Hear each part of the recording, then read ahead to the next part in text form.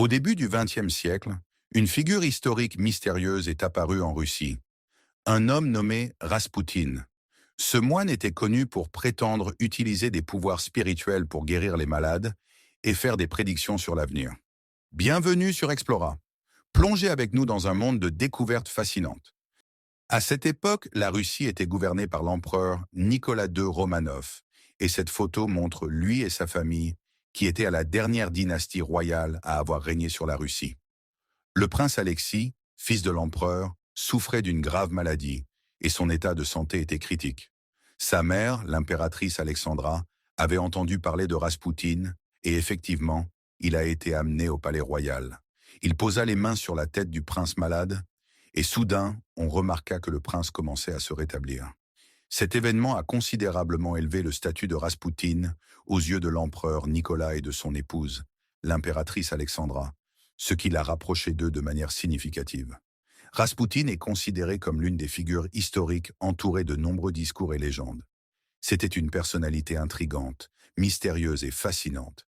Des dizaines de livres ont été écrits sur lui, et il est apparu dans de nombreux films, séries télévisées et même une chanson célèbre.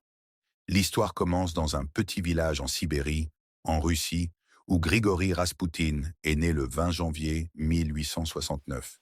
Cette région de Sibérie est l'une des plus reculées de Russie et Raspoutine a mené une vie difficile dès son enfance.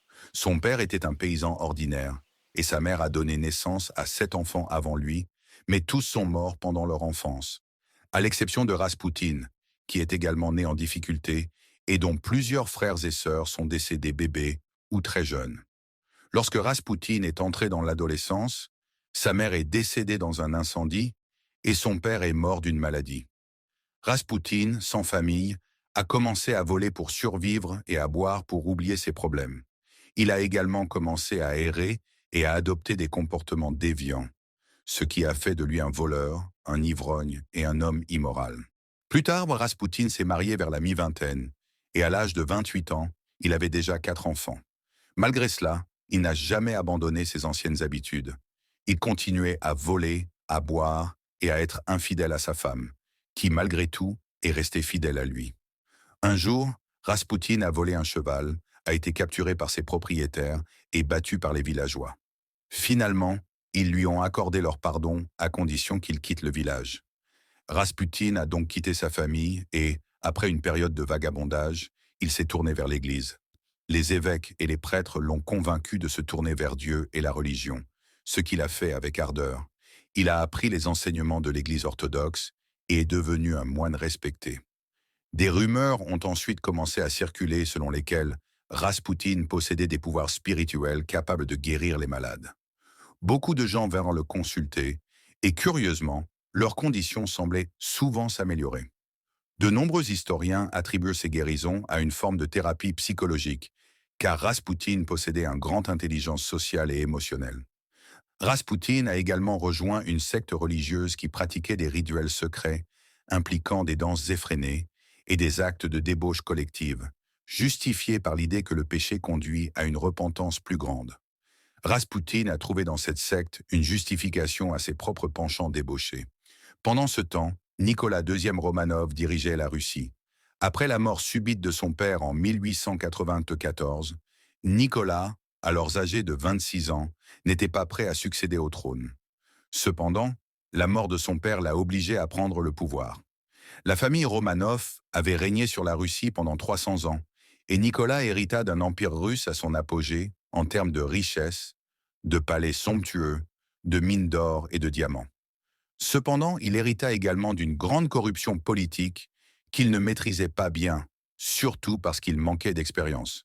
Nicolas était marié à l'impératrice Alexandra Féodorovna, petite fille de la reine Victoria d'Angleterre.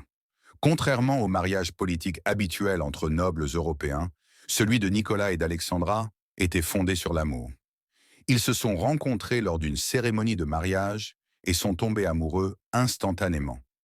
En 1904, après plusieurs filles, ils eurent enfin un fils, Alexis, qui devint l'héritier du trône. Malheureusement, Alexis souffrait d'hémophilie, une maladie héréditaire rare qui empêche le sang de coaguler. Cela signifiait que même une petite blessure pourrait entraîner des complications graves. Dans ce contexte troublé, Raspoutine est arrivé à Saint-Pétersbourg, où il rencontra un prêtre influent proche de la famille impériale. Ce prêtre accueillit favorablement Raspoutine, et rapidement, sa réputation de guérisseur miraculeux se répandit parmi les nobles russes. Lorsque l'état de santé d'Alexis empira, Raspoutine fut appelé au palais. Après avoir prié et pratiqué ses rituels, l'état d'Alexis s'améliora considérablement. Cela renforça encore davantage la confiance de Nicolas et d'Alexandra envers Raspoutine. Cependant, Raspoutine continua à vivre une vie dissolue, ce qui attira de nombreuses critiques. En 1914, avec le début de la Première Guerre mondiale, Raspoutine conseilla à Nicolas de ne pas entrer en guerre, mais Nicolas ne suivit pas son avis.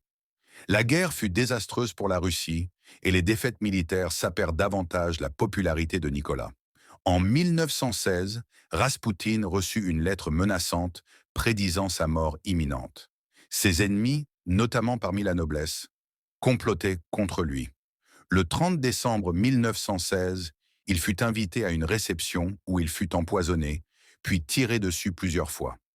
Même après avoir été abattu, Raspoutine tenta de fuir, mais il fut finalement tué et son corps jeté dans une rivière gelée. La mort de Raspoutine précéda de peu la chute de la famille Romanov. En février 1917, une révolution éclata en Russie, forçant Nicolas II à abdiquer. La famille impériale fut mise sous arrestation et, en juillet 1918, exécutée par les bolcheviks dirigés par Vladimir Lénine. Cela marqua la fin de la monarchie russe et le début de l'Union soviétique.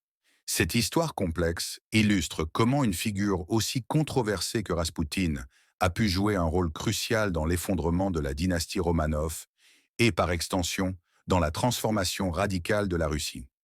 Merci d'avoir regardé cette vidéo.